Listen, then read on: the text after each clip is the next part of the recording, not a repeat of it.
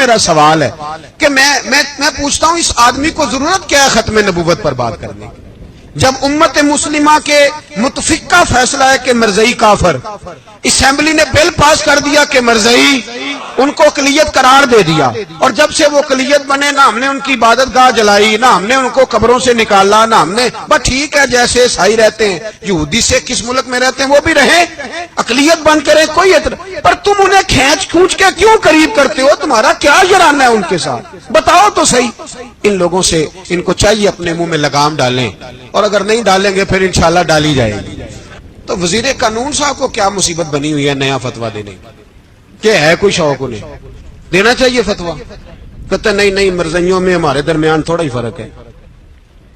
مجھے یوں لگتا ہے کہ یہ جان بوجھ کر کوئی نہ کوئی ایسی شرارت کرتے ہیں جس سے لوگ اشتعال میں رہیں، جان بوجھ۔ حلم، حوصلہ، صبر ذات کے بارے میں تو ہے، لیکن اگر کوئی رسول پاک کی بے ادبی کرے تو پھر حوصلے کی بات ہے ہی نہیں، پھر تو جہاد کی بات ہے۔ اور میں دیانتداری سے مسجد میں باوضو بیٹھ کر جمعے کے دن مشورہ دیتا ہوں حکومت کو اور وزیر قانون کو مشورہ دیتا ہوں کہ نہ فرعون کی حکومت ساری زندگی رہی، نہ نمرود رہا، نہ جاج بن یوسف رہا، نہ یزید رہا، اور یار درباری بن کے حکمرانوں کی چاپلوسی کرتے کرتے تم یہاں تک آ گئے ہو کہ اب نبی پاک کی عزت کو آگ ڈالنا شروع کر دیا ہے۔ اور آپ یقین کریں سیاسی جماعتوں کا اتنا برا حال ہے کہ ان کے لیڈر کے بارے میں کوئی بات کرے تو پاگل ہو جاتے ہیں یہ احتجاج کر کر کے، اور اس نے ڈائریکٹ کہہ دیا کہ ختم نبوت کا مسئلہ ہی کوئی نہیں، جو دین کی بنیاد ہے، کسی کو پرواہ نہیں۔ مجھے تو ان لوگوں کی فکر ہو رہی ہے جن لوگوں نے انہیں ووٹ دیے ہیں، وہ اللہ کو کیا جواب دیں گے۔ اور یہ اللہ ماشاءاللہ ساری سیاسی جماعتیں اس طرح کی۔ اور میرا وزیر قانون صاحب کو بھی مشورہ ہے کہ زندگی بڑی تھوڑی ہے، بڑی تھوڑی، اللہ سب کو معاف کرتا ہے، اپنے رسول کے غداروں کو معاف نہیں کرتا۔ اور یہاں تمہاری گاڑیوں پہ جھنڈے لگے ہوئے ہیں، وہاں بھی تمہارے جھنڈے لگیں گے، پر اس لیے لگیں گے کہ یہ غدار ہے ناموس رسالت کے، یہ جھنڈے لگیں گے۔ شرم کرو اور ڈر جاؤ، بس کر دو، تمہارے منہ میں اب دانت پورے نہیں رہے۔ کوئی شوگر کا مریض ہے تو کوئی بلڈ پریشر کا، تو کوئی ہارٹ کا، تو کوئی کینسر کا۔ شرم کرو اور اپنی قبر کی بھی تھوڑی سی فکر کرو۔ بتاؤ پاکستان کے کتنے صدر گزرے، وزیر اعظم گزرے، تو ان کی قبریں کہاں ہیں؟ کوئی جاتا ہے ان کی قبروں پہ؟ کسی کو خبر ہے؟ کیوں اپنے لیے جہنم کٹھی کرتے؟ سارا کچھ دنیا داری رہ گئی ہے، سارا کچھ صرف یہی رہ گیا۔ حضرت ابو بکر سردار تھے، حضرت عمر سردار تھے قبیلے، حضرت عثمان سردار تھے، انہوں نے سرداریوں کو ٹھوکر مار کے رسول اللہ کے قدموں میں بیٹھنا پسند کی، سرداریاں چھوڑ کے غلام بن گئے۔ تم سرداریاں بچانے کے لیے رسول اللہ کی غداری کرتے ہو، شرم نہیں آتی؟ اور قوم شکوہ ہے مجھے ان لوگوں سے جو مولوی تو کہہ دیتے ہیں تو سیاست نہ کر، اور کسی سیاستدان کو منع نہیں کرتے کہ جب تجھے سورت فاتحہ بھی نہیں آتی تو تجھے کس نے اجازت دیا اتنی بڑی بات؟ مرزائی کل بھی کافر تھے، آج بھی کافر، اور قیامت تک، اور جو ان کے کفر میں شک کرے وہ بھی، اور پکا بے ایمان ہے، کافر ہے۔ وہ وزیر قانون ہو یا صوبائی ہو یا وفاقی ہو، من شک فی کفر ہی فقط کفر، جو مرزائی کے کفر میں شک کرے وہ بھی کافر ہے۔ ہمارے رسول آخری رسول ہے، ہم کسی کو یہ اجازت نہیں دیں گے کہ وہ ختم نبوت میں رکھڑا ڈالنے کی کوشش کرے، ہم کسی کو یہ اجازت ہے۔ اور تم نے قوم کو لوٹا، لوٹتے رہو، اب ایمان پہ ڈاکے تو نہ ڈالو۔ تمہیں دولت لوٹ کے پیٹ نہیں بھرا، اب ایمان لوٹنا شروع کر لیا۔ تمہارا فیکٹریاں لوٹ کر، قومی خزانہ لوٹ کر پیٹ نہیں بھرا، بھائی مانو دین بیچ کر اپنی حکومتیں پکی کرو گے۔ اور وہ لوگ بھی تیار ہو جائیں جو ان بھائی مانوں کو منتخب کرتے ہیں، ان سے بھی سوال کرے گا ختم نبوت کا موضوع قیامت کے دن کہ تم بتاؤ۔ ان کو سپورٹ کرتے تھے جو رسول اللہ صلی اللہ علیہ وسلم کے بعد بھی کسی نبی کو نبی ماننا درست جانتے تھے۔ مان تاثیر جب مرا تھا نا تو 5-5 لاکھ روپیہ مولویوں کو آفر کی جنازہ پڑھاؤ، 5-5 لاکھ روپیہ چھوٹے چھوٹے مولویوں کو۔ اور داتا صاحب کی مسجد کے خطیب بھی صوبائی جو تھے وہ خطیب تھے، ملازم تھے، انہوں نے کہا کہ ایمان نہیں بیچنا، نکالنا نوکری سے تو نکال دو. اور بادشاہی مسجد کا مولوی جس کا پتہ ہی نہیں چلتا کبھی کدھر چلا جاتا ہے کبھی کدھر، یہاں تو وہ بھی کھڑا ہو گیا. اس نے کہا نا ایمان نہیں بیچنا. گورنر ہاؤس کی مسجد کا امام کہنے لگا کہ بخشا جانا نہ جانا یہ تو رحمت الہی کا معاملہ ہے، پر اتنا گندا جنازہ نہیں پڑھنا. اور وہ مولوی آج تک پتہ ہی نہیں کدھر گیا جس نے اس غلیظ کا گندا جنازہ پڑھایا. تو بھائی اپنی قبر اشر کو، جب جہاں تمہارے جنازے نہیں پڑھے جا رہے تو وہاں تمہارا کیا حال ہوگا؟ ساڈے نبی دی زبان ساڈے واسطے قرآن، ساڈے نبی دی زبان ساڈے واسطے قرآن. ختم ہو گئی بات. جو مرضی کو کہتا پھر عقیدہ مضبوط زبردست، ایک منٹ کے لیے بھی ہلنے کی ضرورت نہیں. سب نے اپنے اپنے دلائل دیے ختم نبوت پہ. ضرورت ہی نہیں تھی جب حضور کہہ گئے. جو بن سکتے تھے ان کو نبی پاک کہہ گئے، جو بن سکتے تھے جن میں صلاحیتیں تھی. حضور نے فرمایا علی تو میرے لیے اسی طرح ہے جس طرح موسیٰ کے لیے ہارون تھے. لیکن موسیٰ کے بھائی ہارون بھی نبی تھے، پر میرے بعد کو نبی ہو سکتا تو ہو اسی طرح جس طرح موسیٰ کے لیے ہارون، جن کے اندر خوبیاں پائی جاتی تھی. فرمایا ابو بکر میری ساری امت سے افضل ہے پر نبی نہیں ہے. میرے رسول پاک نے فرمایا عمر فاروق میں وہ ساری خوبیاں پائی جاتی ہیں جو ایک نبی میں. لو کان نبی بعد لکان عمر ابن خطاب، اگر کوئی میرے بعد نبی ہوتا تو خطاب کا بیٹا عمر ہوتا. جو ہو سکتے تھے جب وہ نہیں ہوئے تو کانا شانہ اٹھ کے آ گیا ہے ادھر قادیان کا رہنے والا، اور تو کہتا ہے نہیں مجھے مان لو. چلو پورا نہ مانو، ذلی مان لو، بروزی مان لو، حیا ہونی چاہیے. بڑے بڑے سیانے بندے کو آج تک پتہ ہی نہیں کہ یہ ذلیل کتنے، ان کے اندر خباثت کتنی پائی جاتی ہے. میرے رسول پاک امت کے لوگوں نے اپنے اپنے دلائل دیے، نبی پاک کی امت نے اپنے اپنے. حضرت میاں محمد بخش صاحب رحمت اللہ علیہ ختم نبوت پہ بات کرنے لگے تو انہوں نے انوکھی بات ہی کر دی. انوکھی بات. ایک شخص ان سے کہنے لگا چل کے دیکھو تو صحیح، ملے تو صحیح. آپ فرمانے لگے دفع کرو، جنہ اندر عشق ہے رچیا اونا نہیں بھج جانا، پاویں سونے ملن ہزارہ آسانی یار بٹونا. ہم نے دائیں بائیں دیکھنا ضرورت ہی نہیں. ہمارے رسول نے کوئی کمی چھوڑی نہیں. باقی آ رہے ہیں یہاں خیرات لینے. حضرت موسیٰ کہہ رہے ہیں اللہ اپنے آخری نبی کی امت میں شامل کر لے.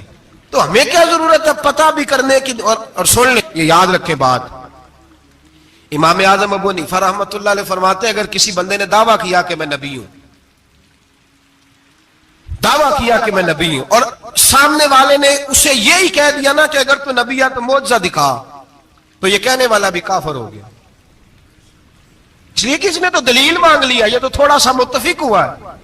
تماشا دیکھنے کے لیے بھی اگر کہا نا کہ اگر تو نبی ہے تو دلیل لا، کوئی معجزہ، تو یہ لفظ کہنے والا بھی بولیے دائرہ اسلام سے کیوں مانگی تو نے دلیل؟ کیا ضرورت پڑی تھی؟ کیوں تو نے ایسا کہا؟ اتنا متفق کا عقیدہ ہے کہ تو مانگ، تو یہ بھی نہیں کہہ سکتا کہ چل کچھ کر کے دکھا، یہ بھی تیرے لیے جائز ہے. صوفیاء کہتے ہیں تو نے سوچ کیسے لیا؟ طریقت کے اندر تو غیر کی مداخلت قابل قبول.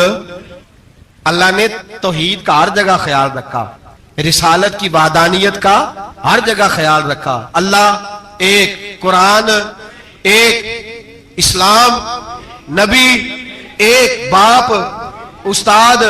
کوئی کسی قسم کی مداخلت کی ضرورت، کیسے لوگ مداخلت کر لیتے فٹافٹ. حضرت پیر سید مہر علی شاہ صاحب گولڑوی رحمت اللہ، حضرت خواجہ شمس العارفین سیالوی رحمت اللہ علیہ کے پاس پڑھا کرتے تھے، تدریس ہوتی تھی. خواجہ صاحب کو بٹھا کے درس تصوف، درس قرآن، درس حدیث دیتے تھے. یوں بیٹھے ہیں، گفتگو ہو رہی ہے، پڑھایا جا رہا ہے. ایک بڑے نورانی چہرے والے خوبصورت بزرگ اندر آئے. بڑی تازگی، بڑا پیار، بڑی مٹھاس ان کے آنے میں. جب وہ آئے تو حضرت شمس العارفین اٹھ کے ملے، ماتھا چوما، پیار ہوا. 2-3 منٹ گفتگو ہوئی تو گفتگو میں بڑی نورانیت، بڑی خوبصورتی، بڑی رانائی، بڑی ٹھنڈک ملی دونوں بزرگوں کی ملاقات سے. چند لمحوں کے بعد، تھوڑی دیر گفتگو کے بعد وہ بزرگ اٹھے باہر نکل گئے. حضرت شمس العارفین مریدوں پہ نظر ڈالی، فرمانے لگے تمہیں پتہ ہے یہ کون تھا؟ شاگردوں جانتے ہو کون تھا؟ کہا حضور نہیں. فرمایا خضر علیہ السلام تھے، مجھ سے ملنے آتے اکثر، اور ابھی گلی میں ہوں گے، کسی نے ملنا ہے تو مل لو. دوڑ کے گئے سارے لوگ ملاقات کرنے، بھاگے گئے. پیر میر علی شاہ صاحب بیٹھے. آپ نے فرمایا میر علی تم نے نہیں ملنا؟ کہنے لگے حضور نہیں. فرمایا کیوں؟ کہنے لگی حضور میں اسے نہ ملوں جسے خضر بھی ملنے آتا ہے، اسے نہ ملوں جسے وہ ملنے آتا ہے، میں نے کیا کرنا ہے ان سے مل کے، آپ سے ملوں گا جن سے حضرت خضر بھی ملنے آتی ہیں، جنہاں تناں وچ عشق ہے رچیا اونا نہیں پج جانا، پانے پاویں سونے ملن ہزاراں، اسا نہیں یار بٹونا، ضرورت ہی نہیں، ایسے حسین محبوب کے بعد کسی اور جگہ نظر جمانے کی طبیعت ضرورت نہیں، توجہ نہیں، خیال نہیں۔ اس نے یہ پوچھ بھی لیا کہ تو بتا، کوئی معجزہ دکھا، وہ بھی دائرہ اسلام سے یہ امت مسلمہ کا متفقہ عقیدہ ہے، اس پر درجنوں آیتیں ہیں قرآن مجید کی، 150 کے قریب نبی پاک کی حدیثیں، کتنی جی؟ کوئی عالم فاضل زیادہ پڑھا لکھا ہوگا، مقررہ حدیث کو دیکھے گا یا اور ریسرچ کرے گا تو شاید زیادہ وہ نکال لائے، لیکن 150 کے لگ بھگ محبوب کی حدیثیں ہیں جن میں حضور نے فرمایا میں آخری نبی ہوں، میں آخری نبی ہوں، میں آخری نبی ہوں۔ 150 کے قریب جگہ حضور نے فرمایا اللہ نے میرا نور نبوت پہلے سب سے پیدا فرمایا ہے، پر میں آخری رسول بن کے آیا ہوں، میں آخری نبی ہوں۔ میرے نبی پاک علیہ السلام نے فرمایا، جس طرح کو یہ بخاری مسلم کے لفظ ہے، فرمایا کوئی آدمی مکان بناتا ہے بڑا پیارا، بڑا حسین، بڑا خوبصورت، ہر قسم کے نقش و نگار کرتا ہے، پر ایک اینٹ کی جگہ خالی چھوڑ دیتا ہے، ایک اینٹ کی جگہ۔ اب جو آدمی بھی آتا نا، گھومتا دیکھتا مکان، اسے بڑا اچھا لگتا اس کا مکان، پر وہ دیکھتا کہ یار یہ ایک اینٹ کی جگہ خالی ہے، اگر کبھی یہ بھی مکمل ہو جائے تو مکان، بات کی سمجھ آ رہی ہے؟ یہ خود حضور نے مثال دی۔ میرے حبیب پاک علیہ الصلوۃ والسلام فرماتے ہیں اللہ تبارک و تعالی نے جب نبوت کی حسین عمارت کو بنایا تو سارے نبی آ گئے پر ایک اینٹ کی جگہ خالی تھی، فرمایا میں آیا ہوں تو دیوار مکمل ہو گئی، اب کسی اور کی گنجائش ضرورت ہی نہیں، مکمل اکمل کامل دین نبی پاک کا۔ یا رسول اللہ آپ کس کس کے رسول بن کے آئے؟ فرمایا یا ایھا الناس انی رسول اللہ الیکم جمیعا، اے تمام انسانوں میں تم سب کی طرف اللہ کا رسول بن کے آیا۔ قرآن مجید نے کہا میرے نبی پاک صلی اللہ علیہ وسلم صرف انسانوں کے رسول نہیں، وما ارسلناک الا رحمۃ للعالمین، جس کو اللہ نے بنایا ہے ان سب کے حضور رسول بن کے آئے، سب کے لیے رحمت بن کے آئے۔ دائرہ کار ہی بڑا وسیع ہے، اب کسی اور کی گنجائش ہے۔ ہاں کچھ لوگوں کو بیماری لگتی ہے، پاگل ہو جاتے ہیں، پاگل ہو جاتے ہیں۔ دعویٰ کرنا ہمارے زمانے میں ویسے ہی آسان ہے، اور پاکستان ہندوستان ویسے جمہوری ملک ہیں، اس میں ہر آدمی کو بولنے کی اجازت ہے، جو جس کی طبیعت آتی ہے بول سکتا ہے، گنجائش ہے۔ اور ویسے بھی کوئی کیسے پتہ کرے گا کہ کوئی کیا سوچ رہا ہے، کیا بول رہا ہے؟ نبی پاک صلی اللہ علیہ وسلم نے فرمایا تھا کہ میری امت میں 30 کے قریب ایسے دجال جھوٹے ہوں گے، 30 جو دعویٰ کریں گے کہ ہم اللہ کے رسول ہیں، 30۔ لیکن فرمایا میں آخری نبی ہوں، میرے بعد کوئی نبی آ سکتا، انا خاتم النبیین لا نبی بعدی، میں آخری نبی ہوں، میرے بعد کوئی نبی آ سکتا۔ 30 کے قریب، خود نبی پاک علیہ السلام کے زمانے میں 2 بندوں نے دعویٰ کر دیا تھا ہم نبی ہیں۔ اللہ تبارک و تعالی نے ارشاد فرمایا ما کان محمد ابا احد من رجالکم، فرمایا محمد صلی اللہ علیہ وسلم مردوں میں سے کسی کے باپ نہیں، ولکن رسول اللہ، لیکن اللہ کے رسول ہے۔ روحانی طور پر حضور کا درجہ باپ سے بھی زیادہ ہے، لیکن اللہ تبارک و تعالی نے اپنے حبیب پاک علیہ الصلاۃ والسلام کے کسی بھی صاحبزادے کو اتنا بڑا نہ فرمایا کہ وہ مرد کہلا سکے، بچپن میں ہی تینوں صاحبزادے وصال فرما گئے۔ مردوں میں سے حضور کسی کے بھی باپ نہیں ہیں۔ حضرت زید بن حارثہ رضی اللہ تعالیٰ عنہ کو نبی پاک صلی اللہ علیہ وسلم نے پالا۔ وہ حضور کے اس طرح کے غلام تھے کہ لوگ انہیں حضور کا بیٹا ہی سمجھنے لگے۔ بہت سارے لوگ کہنے لگے زید بن محمد صلی اللہ تعالی علیہ وسلم۔ اللہ کریم نے منع فرمایا، فرمایا میرے رسول مردوں میں سے کسی کے بھی باپ نہیں ہیں۔ حضور، اور اس کی وجہ نبی پاک صلی اللہ تعالی علیہ وآلہ وسلم مردوں میں سے کسی کے باپ نہیں، اللہ کے رسول ہے، وخاتم النبیین، اور سب نبیوں میں سے آخری نبی ہے۔ اللہ کے رسول ہیں اور سب نبیوں میں سے حضور کون سے نبی ہیں جی؟ آخری۔ حضور کے بعد کوئی اور نبی آ سکتا؟ اللہ نے قانون بنا دیا ہے، قانون بنا دیا ہے، آخری نبی ہے رسول پاک علیہ السلام۔ حضور کے صاحبزادے بچپن میں کیوں وصال کر گئے؟ اس آزمائش سے نبی پاک علیہ السلام اس لیے گزرے کہ اللہ نے حضور کی ختم نبوت کے قانون کی حفاظت فرمانی۔ اگر نبی پاک کے کوئی بیٹے بڑے ہوتے تو نبی کے بیٹے نبی ہوتے، اور چونکہ دروازہ نبوت ذات رسالت پر بند کر دیا گیا، اس لیے اللہ تبارک و تعالی نے محبوب کے کسی بیٹے کو بھی پروان نہیں چڑھایا، وصال ہو گیا، اس لیے کہ حضور اللہ کے آخری نبی۔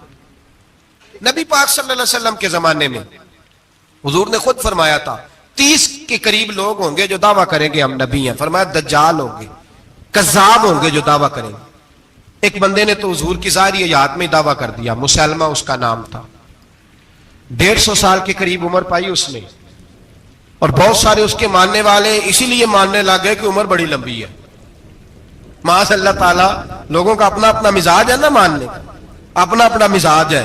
ایک اس سے کانا آدمی دعا کرانے آیا، ایک آنکھ سے کانا تھا، اس نے دعا کرائی تو دونوں آنکھوں سے اندھا ہو گیا، دونوں آنکھوں سے۔ اللہ نے اسے سزا دی تو ایک ماننے والا کہنے لگا فٹافٹ مان جاؤ، ورنہ جو اس کی نہ مانے پورا اندھا ہو جاتا ہے۔ ماننے والوں کا اپنا انداز ہے نا۔ ایک لنگڑا آیا، ایک ٹانگ سے لنگڑا کے چلتا تھا، مسلمہ سے دعا کرانے آیا تو دوسری بھی ضائع ہو گئی، یہ اس کا حال تھا۔ پر ماننے والوں کا کیا کیا جائے؟ ماننے والے جس کو مرضی ماننے لگتے ہیں، نفسیاتی طور پر لوگ کمزور ہو جاتے ہیں۔ مسلمہ نے نبی پاک صلی اللہ علیہ وسلم کو خط لکھا، کہنے لگا حضور کے زمانہ مبارکہ میں، اور کچھ حدیثیں ایسی بھی ملتی ہیں جس سے یہ ثابت ہوتا ہے کہ اس کی حضور سے ملاقات بھی ہوئی، سامنے کچھ بول نہ سکا، جا کے خط لکھا، کہنے لگا کہ آپ میرے ساتھ معاہدہ کر لیں، جب تک آپ حیات ظاہری میں آپ نبی، اور جب آپ کا وصال ہو جائے تو میں نبی، یا یہ معاہدہ کر لیں کہ آدھے عرب کے آپ نبی اور آدھے کا میں نبی۔ معاذ اللہ، اس نے یہ خط لکھا۔ نبی پاک نے جواب لکھا، فرمایا میں تو اللہ کا رسول ہوں، تو کذاب ہے، تو کذاب ہے، جھوٹا ہے۔ لوگ ایک اور بھی، میں ایک دن آرٹیکل پڑھ رہا تھا، کہنے لگے جی مرزے کے اب بڑے ماننے والے ہیں، اس کو کذاب نہیں کہنا چاہیے، ان کو دکھ ہوتا ہے، جو جھوٹ بولے اسے جھوٹا نہیں کہنا چاہیے۔ تو تھی بول دے کیوں نہیں؟ تو اڈا کی پروگرام ہے، کہنا چاہیے کہ نہیں کہنا چاہیے؟ یہ ثواب ہوگا، اس لیے کہ جو نبوت کا دوچا دعویٰ کرے اس کو نبی پاک نے جھوٹا کہا ہے۔ حضور نے فرمایا تو کذاب ہے، کیا کہا ہے؟ تو ثواب ہوئے گا، آنکھوں گے تھے، کیا کہا ہے؟ کذاب۔ تو اس کو کذاب کہنا نبی پاک کی کیا کی ہے نا، پھر انجیو دے منن والے تکلیف ہوندی تے میں کہا پئی ہوے، وہ کذاب ہے، لہذا ہمیشہ کذاب ہی رہے گا۔ جب حضور نے کہا ہے جو دعویٰ کرے نبوت کا وہ کیا ہے، تو لہذا کذاب ہی رہے گا۔ حضور نے لکھا کذاب، جب نبی پاک نے کذاب لکھا نا خط میں، کون لے کے جائے گا؟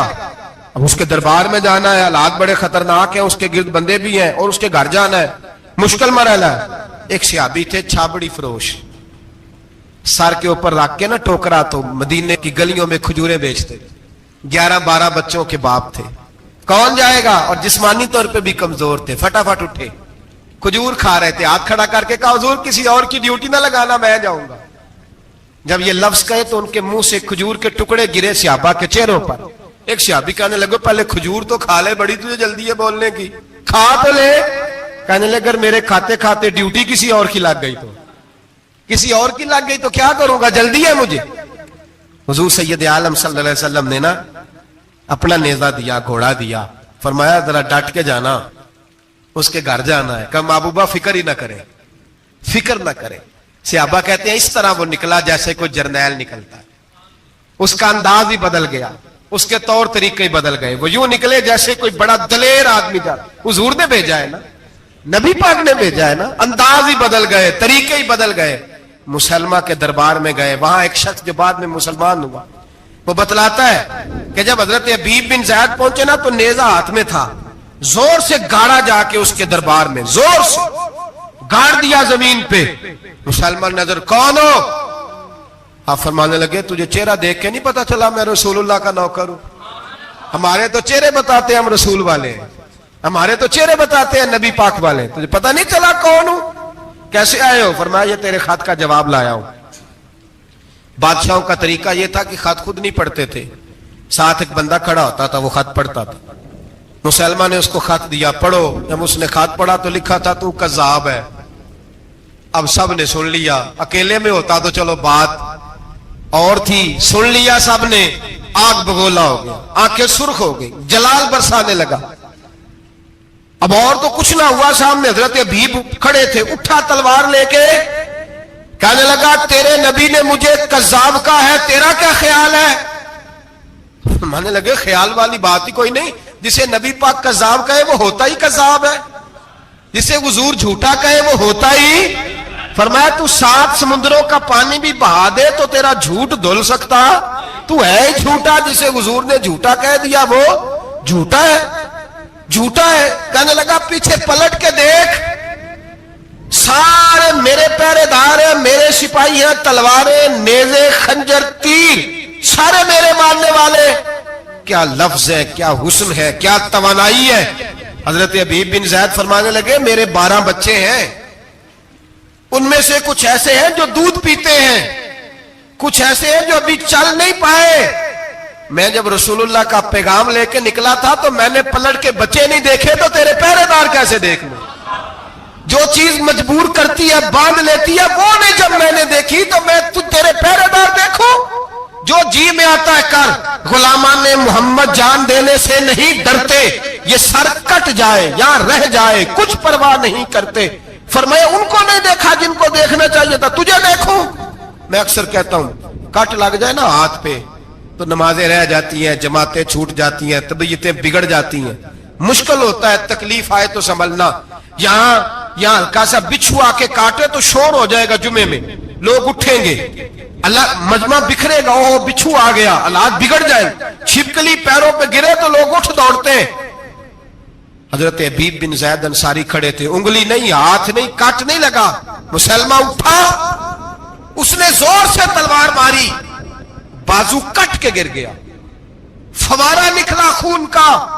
او بھائی بچھو کاٹے تو سنبھلنا مشکل، ذرا تصور کرو ہاتھ کٹ گیا. حضرت حبیب بن زید کھڑے ہیں، کہنے لگا اب تیرا کیا خیال ہے؟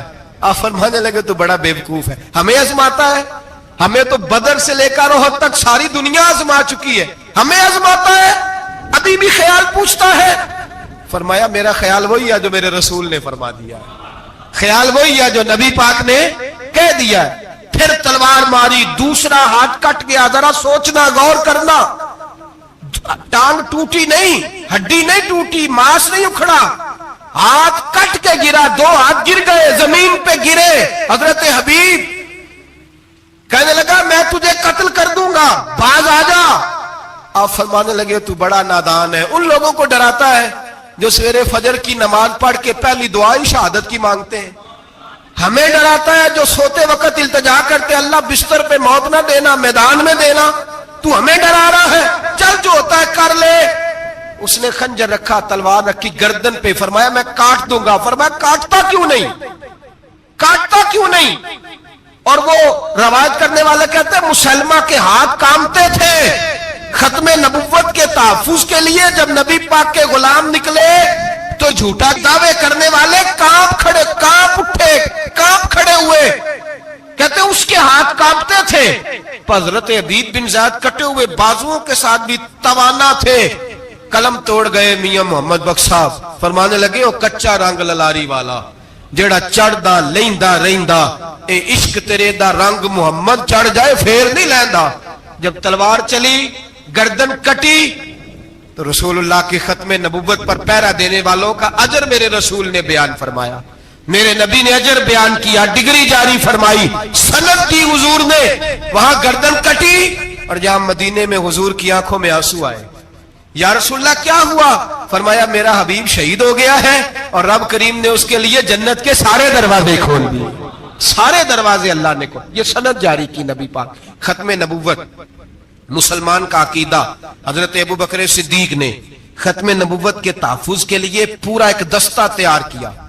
ابو جال کے بیٹے جناب سیدنا اکرمہ رضی اللہ تعالی عنہ ان کی سربراہی میں جناب سیدنا ابو بکر صدیق رضی اللہ تعالی عنہ نے لشکر تیار کیا.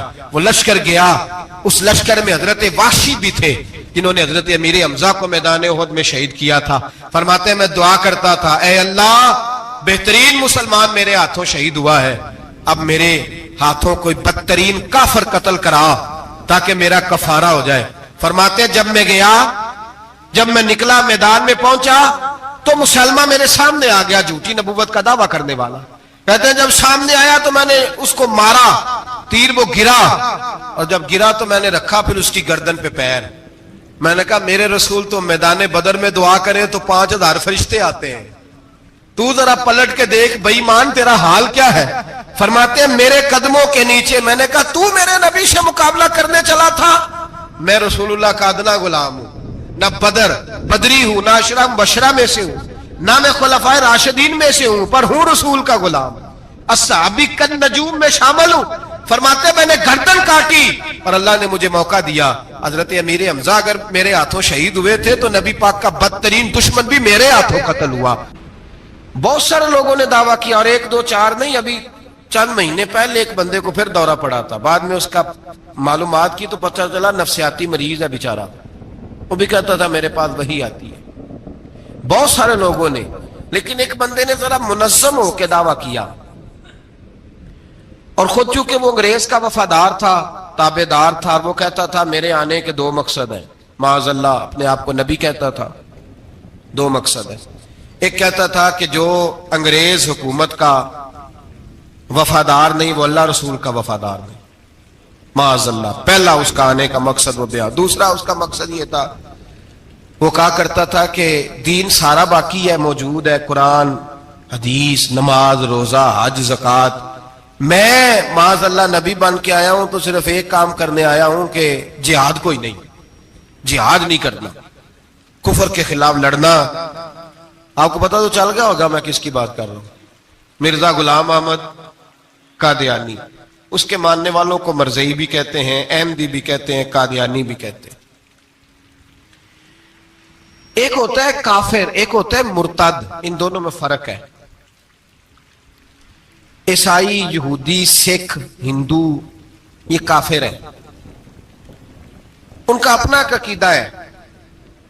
ٹھیک ہے جو وہ کر رہے ہیں, اسلام کسی پر جبر کا حکم نہیں دیتا, موج کریں, لگے رہے, ہم انہیں دین کی دعوت دیں گے پر ان پر کوئی سختی نہیں کر سکتے. ایک مرتد ہوتا ہے جو لبادہ دین کا اڑتا ہے, اپنے آپ کو مسلمان کہتا ہے, قرآن والا کہتا ہے, اسلام والا کہتا ہے, لیکن دین میں رخنا ڈالتا ہے, نیا عقیدہ کرتا ہے, وہ مرتد ہے, اس پر سختی کرنے کا حکم ہے.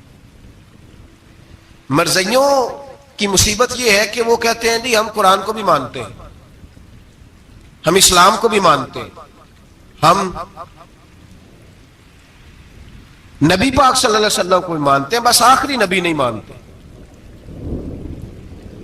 ایک نیا نبی مانتے ہیں. اور پھر رنگ بڑا عجیب دیا, کہتے ہیں ذلی نبی ہے, بروزی. نوکھا فلسفہ سنے آپ حیران ہو جائیں گے. ذلی نبی کہتے ہیں میں مستقل نبی نہیں, میں نبی پاک کا سایہ بن کے آیا ہوں. یہ اس نے دعویٰ کیا ہے. کہتے ہیں میں مستقل نبی نہیں, میں حضور کا.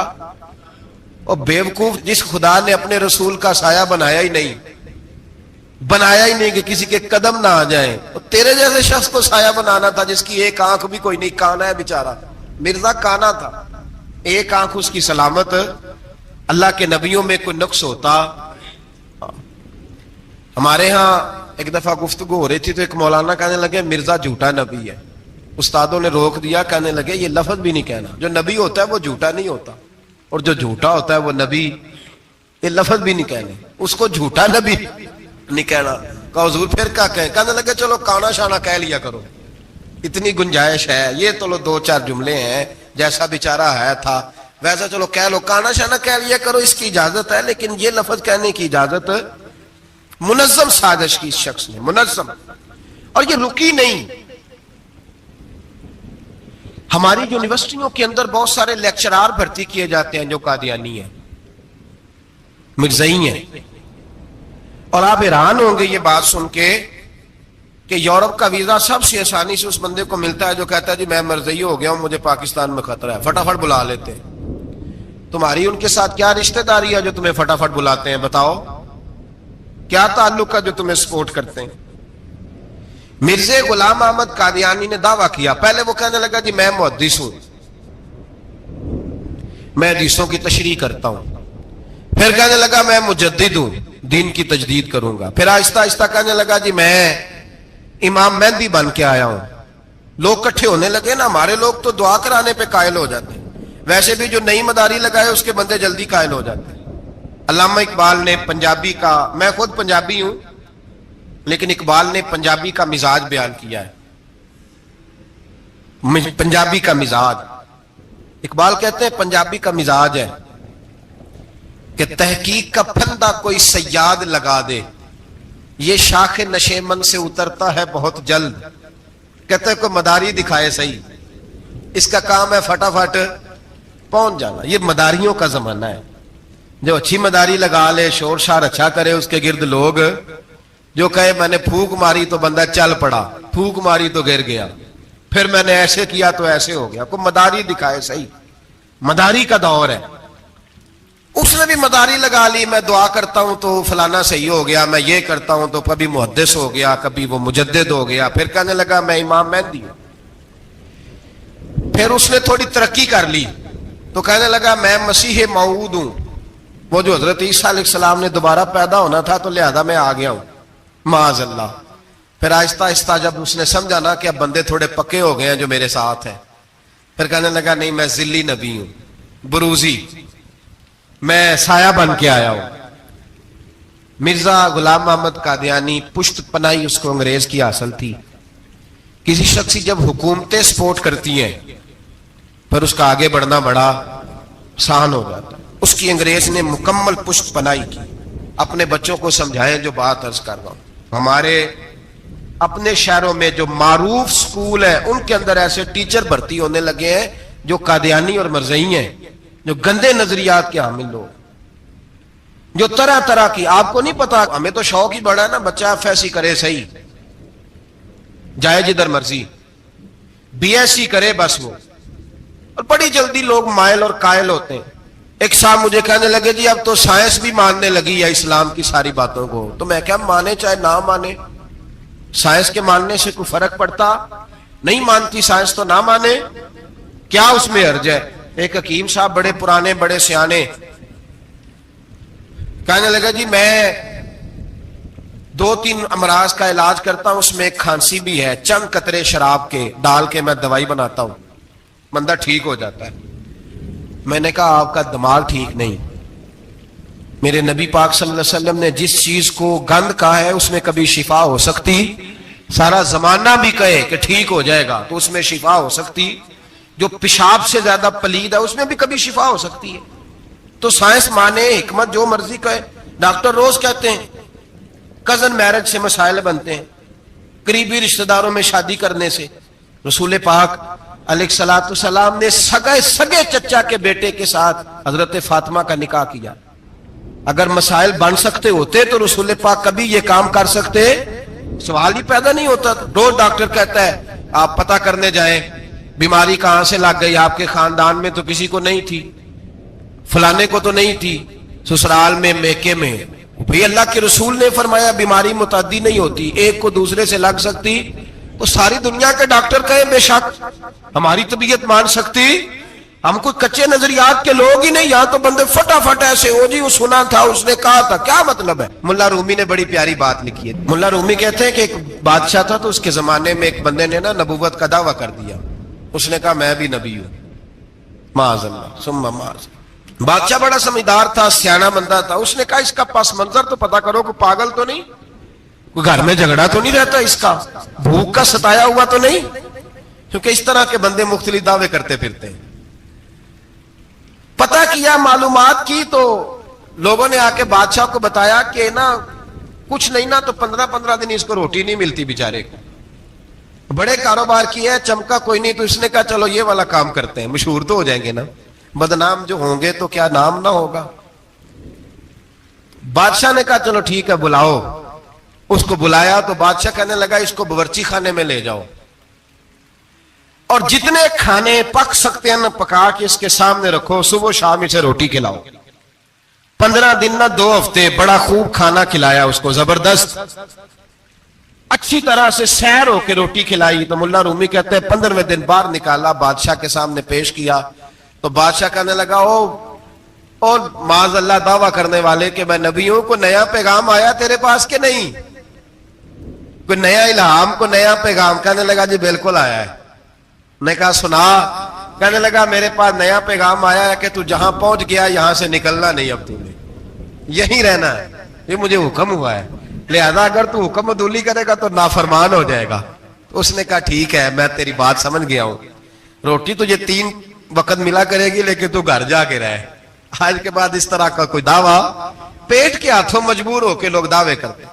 اور پھر جو ان کے ساتھ ہوتے ہیں نا وہ بھی بہت سارے پیٹ کے ہاتھوں مجبور ہوتے ہیں, تنخواہیں لگ جاتی ہیں, اور جب کسی کی تنخواہ لگ جاتی ہے پھر پراپوگنڈا کرنا اس کی ذمہ داری ہوتی ہے, شور کرنا ذمہ داری, رائے عامہ ہموار کرنا اس کی ڈیوٹی ہوتی. مرزا صاحب نے دعوے کر دیے, لوگ اکٹھے ہونے لگے, انگریز کی پشت بنائی تھی اور اس نے سب سے پہلا اٹیک ان لوگوں پہ کیا جو سردار کہلاتے تھے, چودھری کہلاتے تھے, زمیندار تھے.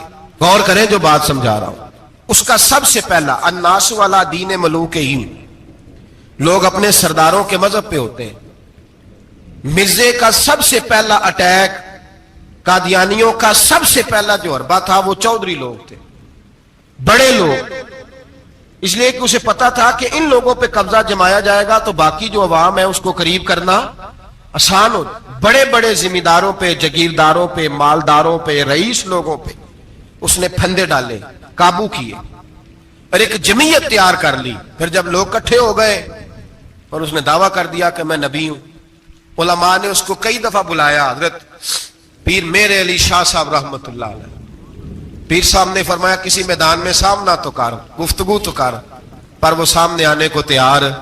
امیر ملت پیر جماعت علی شاہ صاحب محدث علی پوری رحمت اللہ علیہ فرمایا سامنے تو آنا, کہیں سامنے تو آ تو صحیح. حضرت حجت الاسلام مولانا حامد رضا خان صاحب رحمت اللہ تعالی علیہ حضرت کے صاحبزادے فرمانے لگے تو ایسا بے ایمان ہے, سامنے کیوں نہیں آتا, باہر تو نکلنا, آ تو صحیح. ہم تو اس رسول کے ماننے والے ہیں جو ہر میدان میں سامنے آ جاتے تھے, ہر میدان میں, ہر میدان میں. لیکن نا نبی دنیا میں تبلیغ کرنے آتے ہیں, کشتی کرنے نہیں آتے. مولانا حامد رضا صاحب نے وزیر خان مسجد میں تقریر کی, اعلیٰ حضرت کے شہزادے تو فرمانے لگے ہم تو اس رسول کے ماننے والے جو ہر میدان میں سامنے رہے. نبی پاک باہر نکلے تو رکانہ پہلوان بکریاں چرا رہا تھا, کھیت میں تھا. کہنے لگا میں نبی تب مانوں گا جب میرے ساتھ کشتی کریں گے. حضرت بلال حبشی رضی اللہ تعالیٰ عنہ فرماتے ہیں کہ حضور کا مزاج نرم و نازک تھا, ہاتھ پھول سے زیادہ نرم ہوتے تھے, کستوری سے زیادہ خوشبودار ہوتے تھے, نرم و نازک وجود تھا, مکھی نہیں بیٹھتی تھی. جب اس نے یہ بات کی تو میرا دل کیا میں آگے بڑھ کے کہوں تو بیوقوف ہے, کبھی کشتیوں کے ساتھ بھی تبلیغ ہوئی ہے, بیوقوف ہے تو. کہتے ہو, کہنے لگا جی میرے ساتھ تو سینکڑوں لوگ آئے, کوئی مجھے گرا نہیں سکا, اگر آپ گرا دے تو میں کلمہ پڑھ لوں گا. کہتے رسول پاک نے آستینیں چڑھائی, فرمایا چل آ جا کشتی کر لیتے. تو آ صحیح میدان میں نکل, میرے رسول پاک نے آستین چڑھائی, تامت مبارک کو سمیٹا, فرمایا چل آ جا, آ جا. ہر میدان میں رسول پاک تشریف لائے, نبی پاک سامنے ہوئے, حضور نے اس کو داؤ لگانے کا موقع دیا. کبھی ٹانگوں کی طرف بھاگتا, کبھی پیچھے آتا, کبھی دائیں. جب بھاگ بھاگ کے حضرت بلال کہتے ہیں وہ بھاگ رہا تھا, حضور مسکرا رہے تھے. سبحان اللہ, نبی پاک کیا بات ہے, سرکار ہنس رہے تھے کہ چل چل یار ٹھیک ہے بھاگ دوڑ لے. جب بھاگ دوڑ لیا تو میرے نبی پاک نے بازو سے پکڑا, 2-3 دفعہ لایا تو زمین پہ گر گیا. حضور نے پکڑ کے اٹھایا, فرمایا میں صرف گرانے نہیں آیا, میں تو اٹھانے آیا. کھڑا کیا تو کہنے لگا نہیں آپ نے تو مجھے موقع ہی نہیں دیا. تو حضور نے فرمایا دیر کوئی نہیں ہوئی, تو دوبارہ آ جا, کوئی عرض نہیں, آ جا دوبارہ سے. دوبارہ آیا تو میرے حبیب نے 2 دفعہ ہلایا تو پھر جا گرا. کہنے لگا نہیں ابھی بھی میں سنبھل نہیں سکا تھا. فرمایا کوئی عرض نہیں, یہ کوئی ایسا معاملہ ہے, تو دوبارہ آ جا. اب کہ جب آیا نا تو حضرت بلال کہتے ہیں وہ دستے مبارک جن کو میں تھامتا تھا تو لگتا تھا پھول تھام لیے ہیں, ان ہاتھوں سے حضور نے اٹھا کے فضا میں بلند کیا. اور حضور نے دھڑام سے زمین پہ گرایا تو کلمہ پڑھتا ہوا کھڑا ہوا، کہنے لگا اے محبوبہ جو تیرے ہاتھ میں طاقت ہے وہ تیری نہیں، وہ خدائی طاقت ہے، وہ خدائی طاقت ہے، خدائی۔ میرے رسول پاک